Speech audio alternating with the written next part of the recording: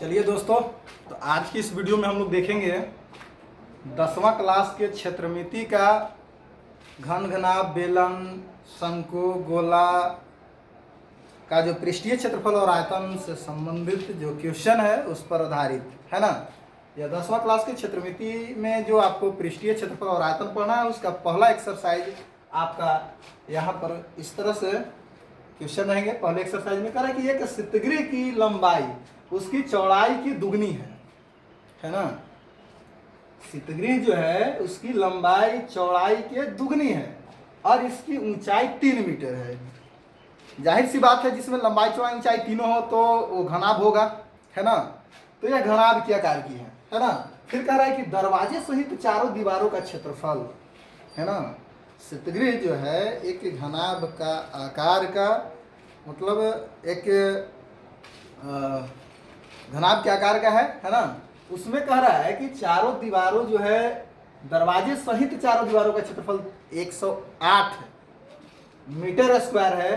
तो इसका आयतन क्या होगा, है ना।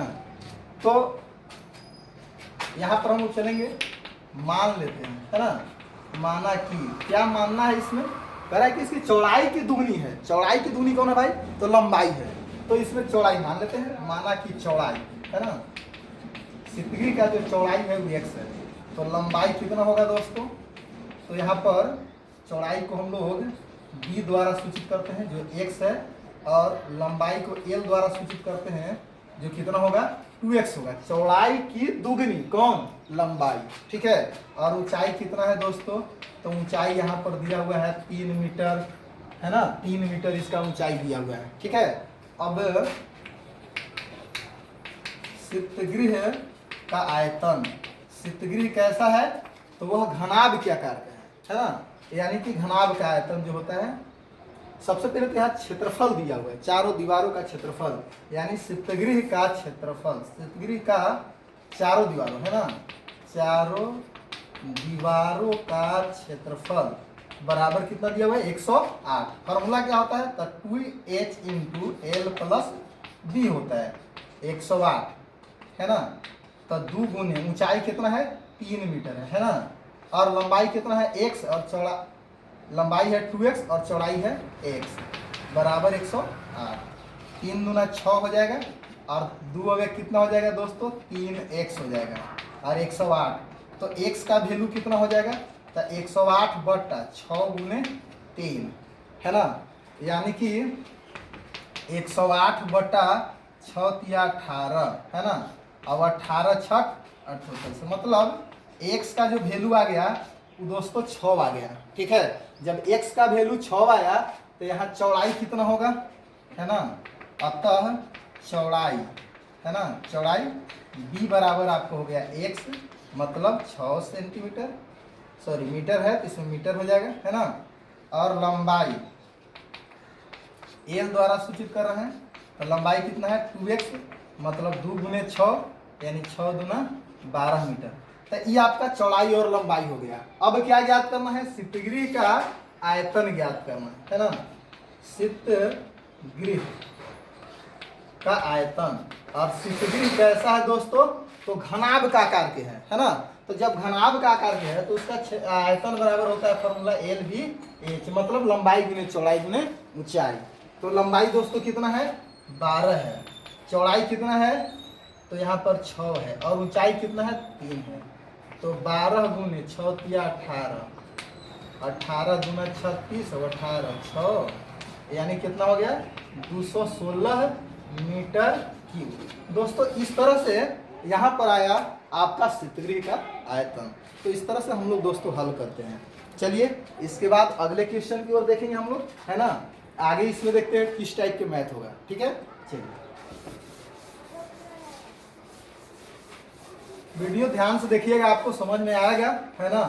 किसी को कोई प्रॉब्लम नहीं होगा। अगर किसी को प्रॉब्लम होगा तो कमेंट बॉक्स में आप कमेंट कीजिएगा, पुनः इसको फिर आपको जहाँ पे प्रॉब्लम होगा वहाँ बताएंगे हम, है ना।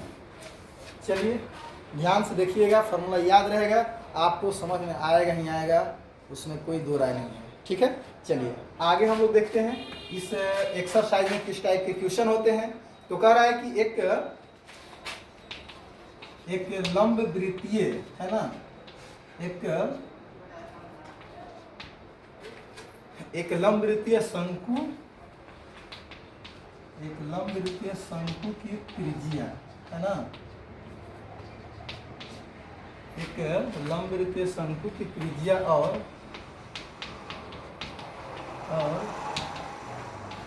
ऊंचाई का अनुपात, है ना, ऊंचाई का अनुपात 5:12 है। ठीक है, 5:12 है। अब कह रहा है कि यदि, अब इसी में कह रहा है कि यदि इसका आयतन, यदि इसकी आयतन 314 मीटर क्यूब है तो आधार, एक लंब वृत्तीय शंकु की त्रिज्या और ऊंचाई का अनुपात 5:12 है और इसका आयतन 314 से 14 मीटर क्यूब है, तो इसकी तिरछी ऊंचाई ज्ञात करें, है ना, इसकी तिरछी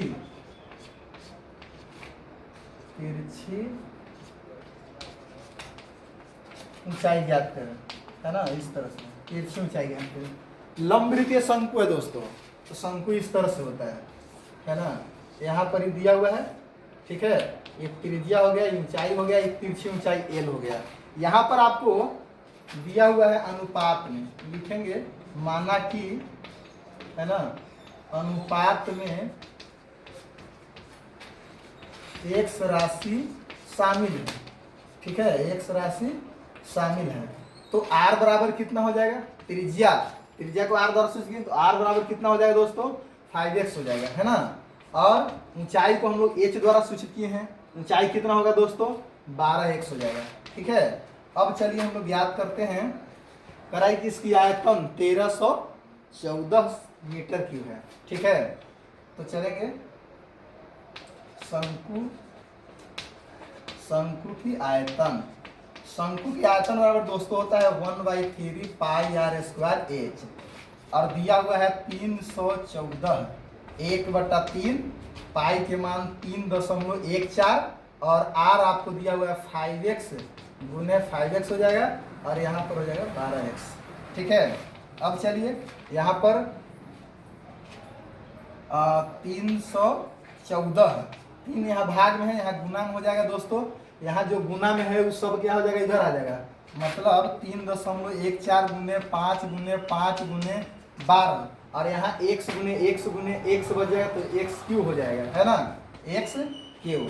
अब यहाँ पर देखिए, यहाँ पर पॉइंट है, अगर यहाँ से पॉइंट हम हटाते हैं तो यहाँ पर क्या होगा, गुना में 100 हो जाएगा दोस्तों। तो ये 314 से 314 कटेगा और 3 से 3 चौके 12 कटेगा दोस्तों। ठीक है, अब देखिए ऊपर में आपका दिया हुआ है 100 और नीचे 5 5 25 चौके 100 बराबर क्या होगा दोस्तों, x क्यूब। अब 100 से 100 एक बार में कटेगा। ठीक है, मतलब कितना आया, तो x बराबर आ गया 1 का घनमूल, मतलब कितना, x, यानी x बराबर कितना आया, 1 आ गया। ठीक है, क्यों आया, क्योंकि यहाँ x क्यू है ना, जब यहाँ q है इधर लाएंगे हम तो क्या होगा, घनमूल के रूप में होगा, तो यहाँ घनमूल के रूप में हुआ, 1 का घनमूल 1 ही होता है। ठीक है, तो x का वैल्यू आ गया, मतलब r बराबर दिया हुआ है 5x, 5 गुने 1 बराबर 5 और h बराबर यहाँ दिया हुआ 12x, मतलब 12 गुने 1 बराबर 12। अब हमें ज्ञात करना है l, तो h square plus r square दोस्तों होता है, h यहाँ पर है 12 तो 12 के स्क्वायर जोड़ यहाँ पर 5 के स्क्वायर, है ना, तो हो जाएगा 12 बना है 144 और प्लस 25 जोड़ेंगे तो होगा 169 और 169 का वर्गमूल दोस्तों होता है 13। तो ये आपको एल यानी तिरछी ऊंचाई जो कह रहा है, जिसको हम लोग एल द्वारा सूचित किए हैं, आपको तिरछी ऊंचाई एल बराबर आ गया 13 मीटर, है ना, 13 मीटर इसका तिरछी ऊंचाई हुआ। तो इस तरह से हम लोग इस टाइप के क्वेश्चन को बनाते हैं। ठीक है, चलिए आगे हम लोग देखते हैं इस एक्सरसाइज में किस टाइप के क्वेश्चन होंगे, है ना, ध्यान से देखिएगा, आपको समझ में आएगा नहीं आएगा, इसमें कोई दो राय नहीं है। चलिए देखते हैं आगे, जो आपका पहला क्षेत्रमिति के पृष्ठीय क्षेत्रफल और आयतन से संबंधित क्वेश्चन है, घन घनाभ बेलन शंकु गोला से रिलेटेड आपको 13.1 एक्सरसाइज उसमें, है ना। यहाँ पर देखेंगे अगला क्वेश्चन की ओर।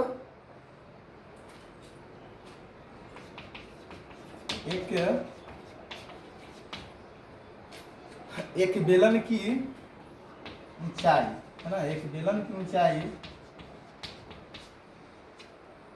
एक बेलन की ऊंचाई उसके व्यास की, है ना, उसके व्यास की 2/3 है। एक बेलन की ऊंचाई उसके व्यास की 2/3 है ना। उस बेलन का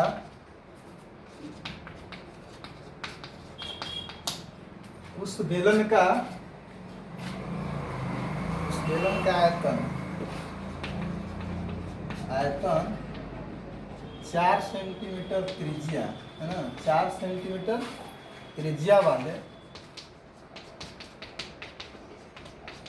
गोले के आयतन के बराबर है। कह रहा है कि एक बेलन की ऊंचाई उसके व्यास की 2/3 है, उस बेलन का आयतन 4 सेंटीमीटर त्रिज्या वाले गोले के आयतन के बराबर है। ठीक है, तो बेलन के आधार की त्रिज्या कहते हैं ना। चलिए, बेलन की आधार की त्रिज्या, परिधि, क्षेत्रफल या व्यास जो भी ज्ञात करना हो, आधार का व्यास से करते हैं हम लोग। आधार की व्यास ज्ञात करें, है ना, व्यास ज्ञात करें। चलिए, तो एक बेलन दिया हुआ है, इस तरह से एक बेलन हम लोग लेंगे यहाँ पर, है ना, और बेलन का जो यहाँ पर त्रिज्या दिया हुआ है और ये ऊंचाई दिया हुआ है। ठीक है, ये व्यास दिया हुआ है, नीचे में सॉरी व्यास दिया हुआ है। एक कह रहा है कि गोला है जो कह रहा है कि 4 सेंटीमीटर त्रिज्या वाले, है ना, गोले के आयतन के बराबर है। इसका जो त्रिज्या है r बराबर, वो आपको 4 दिया हुआ है। ठीक है, 4 सेंटीमीटर। ठीक है, अब यहाँ पर देखिए क्या कर रहा है, उस बेलन की ऊंचाई, जो ऊंचाई है वो कह रहा है कि व्यास की 2/3 है। अगर इसको हम लोग व्यास को हम लोग अगर d से सूचित करते हैं, d से, तो इसका ऊंचाई होगा d गुने 2/3, मतलब 2d/3। ठीक है, यहाँ पर हम लेते हैं, माना कि बेलन, है ना, बेलन की आधार की व्यास d, तो ऊंचाई क्या होगा, है ना, ऊंचाई आपका होगा d गुने 2/3 कर रहा ना, तो 2/3 होगा दोस्तों। अब 2 गुने यहाँ पर d दिया, d मतलब 2r, और गुने 2/3 मतलब 4r/3। ये कौन सी आया, ऊंचाई बराबर आया दोस्तों। ठीक है, ऊंचाई आ गया, और इसका आयतन इसके आयतन के बराबर है। तो हम लोग प्रश्न से चलेंगे। प्रश्न क्या कर रहा है, क्या कह रहा है कि एक बेलन की ऊंचाई उसके व्यास के 2/3 है, उस बेलन के आयतन 4 सेंटीमीटर त्रिज्या वाले गोले के आयतन के बराबर है ना। यहाँ पर लिखेंगे गोला का आयतन बराबर बेलन का आयतन। ठीक है, तो गोला का आयतन दोस्तों होता है 4/3 πr3, और बेलन का आयतन होता है πr²h।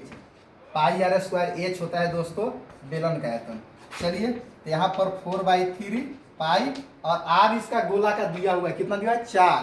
तो यहाँ पर लिखेंगे 4 गुने 4 गुने 4। यहाँ पर दोस्तों पाई है, इसका r² नहीं दिया हुआ है, और h जो है वो आपका देखिए 4r/3 है। ठीक है, अब चलिए, यहाँ पर दिया हुआ है 4 पाई गुने 4 गुने 4 गुने 4, और नीचे में यहाँ पर 3 है। अब यहाँ जो गुना में है, भाग में है, वो यहाँ पर गुना में हो जाएगा दोस्तों, और जो गुना में है वो क्या हो जाएगा, भाग में। तो पाई होगा 1, और 1 यहाँ से 4 आ जाएगा। ठीक है, इधर r² r गुना होकर के कितना हो जाएगा, r³ हो जाएगा दोस्तों। ये 4 से 4 कटेगा, 3 से 3 कटेगा, पाई से पाई कटेगा दोस्तों। ठीक है, बचा कितना, चलिए, तो यहाँ r³ है ना, तो r³ बराबर, यहाँ देखिए 4 गुने 4 गुने 4, मतलब 4 गुने 4 गुने 4 यहाँ पर करेंगे। अगर हम लोग r बराबर लिखेंगे तो 4 गुने 4 गुने 4 लिख के इसका क्या करेंगे, घनमूल निकालेंगे दोस्तों, है ना। तो घनमूल यहाँ पर निकालेंगे, है ना, तो r बराबर कितना हो जाएगा, 4 हो जाएगा दोस्तों, 4 सेंटीमीटर। अब कह रहा है कि आधार का व्यास ज्ञात करें, यहाँ पर करा ना कि बेलन की आधार का व्यास ज्ञात करें, नहीं आधार का व्यास बराबर 2r, मतलब 2 गुने 4, तो 4 दूना 8 सेंटीमीटर। तो इस तरह से हम लोग दोस्तों देखें कि इस टाइप के क्वेश्चन को ऐसे हम लोग बनाते हैं। तो बस इस एक्सरसाइज में बस इतना ही रहेगा। अगले वीडियो में फिर इसके बाद हम बताएंगे कि आगे क्या होगा, है ना। तो यदि वीडियो अच्छा लगे तो लाइक कीजिएगा, अच्छा अगर नहीं लगे तो डिसलाइक कीजिएगा, सब्सक्राइब जरूर कीजिएगा, क्योंकि जब सब्सक्राइब कीजिएगा तो जब भी मैं वीडियो इस आपका चैनल कॉन्सेप्ट एरेपुरा दाऊदनगर पर वीडियो अपलोड करूँ उसका नोटिफिकेशन सबसे पहले आपके पास जाए, इसलिए सब्सक्राइब जरूर कीजिएगा दोस्तों। ठीक है, थैंक्स, जय हिंद।